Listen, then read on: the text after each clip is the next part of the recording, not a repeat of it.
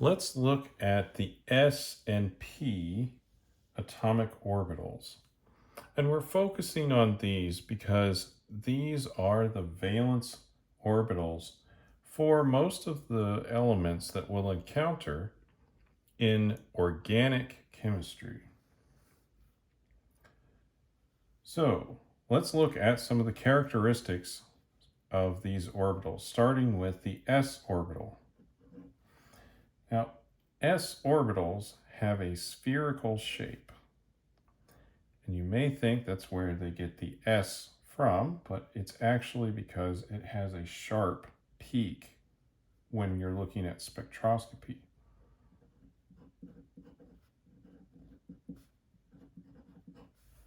So they're spherical and symmetric.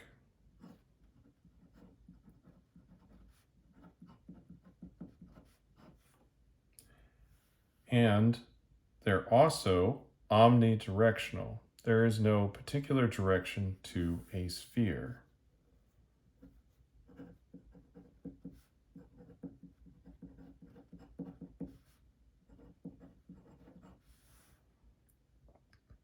And we'll notice that this has an important effect on hydrogen in particular, and we'll discuss this more in other videos, but it allows hydrogen to shift around easily.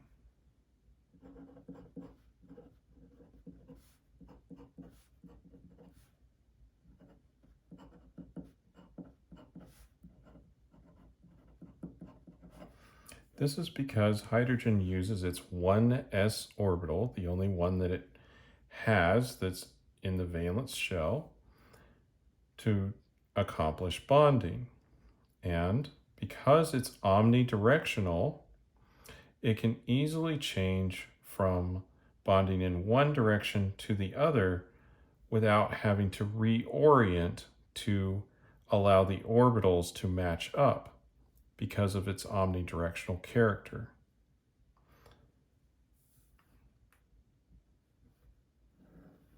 So an s orbital would look like a sphere, particularly the 1s, with the nucleus in the middle.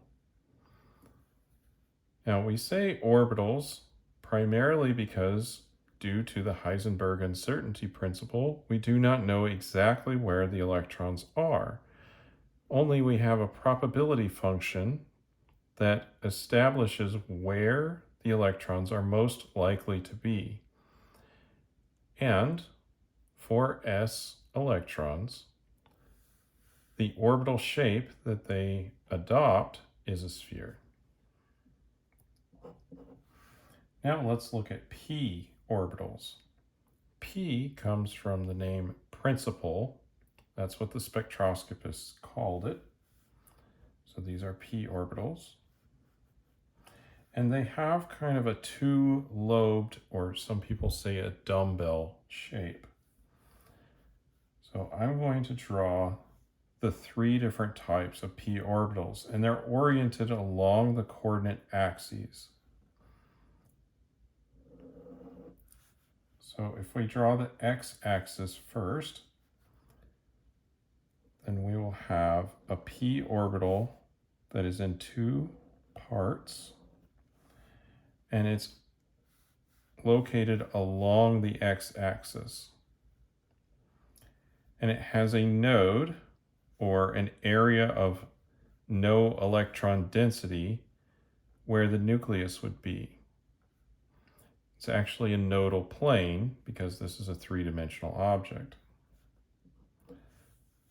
And furthermore, there's a polarity difference between these two lobes.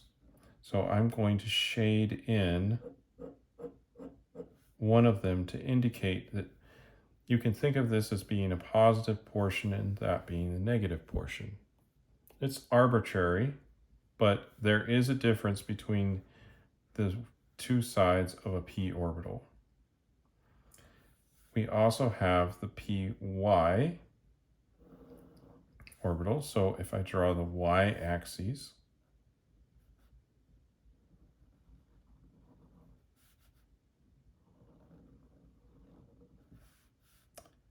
And again, I'll have to shade in one side. And then finally, we have the PZ orbital.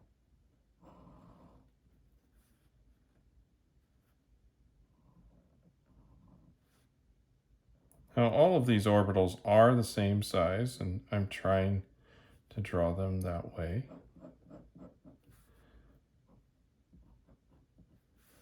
There's the PZ orbital. All of them have a node in the middle, nodal plane, and they are all aligned with one of the coordinate axes. That is to say, they are all mutually perpendicular to each other. Now, p orbitals have a direction along each of the coordinate axes, and they have a phase difference between the two portions of them. And that's a big difference versus this s orbitals, which have no phase difference within the orbital, and they have no particular direction.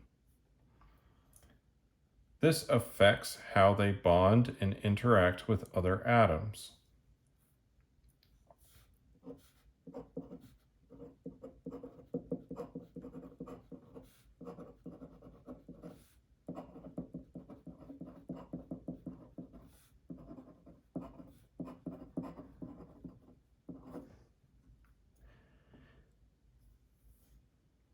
Now, I said we'd focus on the s and p atomic orbitals because for most of organic chemistry, we're dealing with these.